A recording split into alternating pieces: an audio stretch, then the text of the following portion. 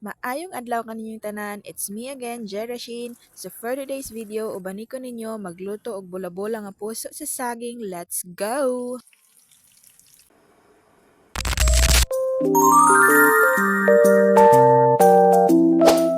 Ug karong adlaw, naa naman pud tay puso sa saging, automatic na gyud na siya. Ato na pud na siyang gulayon. Ayaw na ninyo hunahuna ang anong permi puso sa saging ang amo ang masud-an diri sa bukid. Kay daghan man mig punuan sa saging.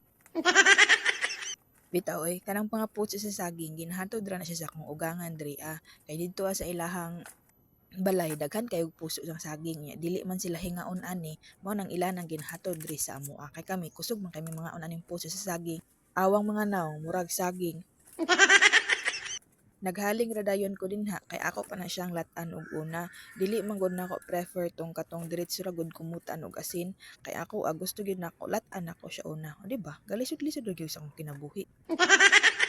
So mao na siya, ako na dayon na siyang arrange diha og tarong dayon, ako siyang gihab-an og tubig and then ako na siyang gitak-ang. After pila ka minutes, mao na siya na lata na gyud and then kana ako na dayon na siyang gitadtad og pinapino, gikumutan, gibutangan og lamas and then mao na siya ang finished product.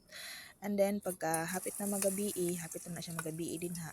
Ako na dayon na siyang prito. Naggamit pa ko ng kog duha ka kutsara diha para malingin pero wa gud nalingin. Char-char gud ang lingin-lingin oy. Kay bitaw gusto man gud sa akong anak, ang gusto niya kana gyud mabola-bola, malingin gyud kay mas ganahan daw siya mukaon, diba? May pa-request pa. Kinsa era sa ninyo na akong naong nga murag nagsighiwi-hiwi kay init in taon kay nang kalayo, perti kasiga. Mao na ang naong wa nagkadimao. Kana siya, mao na siya ang first batch sa akong giluto. Tuod man sa 5 ka medium size nga puso sa saging, daghan-daghan na gyud pud siya mabuhat, nakabuhat na kog mga kanagong isa ka bowl nga dako. Daghan na siya mabuhat, masud-an na nimo siya panihapon, dala na pud pamahaw. O mao na siya ang first batch. Ako na dayon na siyang bali-bali. O di ba? Wa gyud siya nalingin. Flat gihapon ang ilalom ana niya. Pero okay ra na at least nailingin gamay, di ba? So mao na siya, ako ra na siyang gibali-bali kay taon init di kay kalayo, dali ra kay maluto ang kaning kuan, ang kaning bula-bula. Kailangan paspasan gyud nimo imong lihok, wa kay laing mabuhat. Magsige na lang kag apong anang abuhan. Kay di nimo bantayan, mapagod man sad, di ba? Ug mapagod wa nay lami kaunon, kaon na katong pait. Pait naman pud siya inig mapagod. So man bantayan gyud nimo siya. Mao na siya diha ako ang first batch. O di ba? Lami kaayo, gwapa ka siya tan-awon. Lami kay iyang pagka-brown.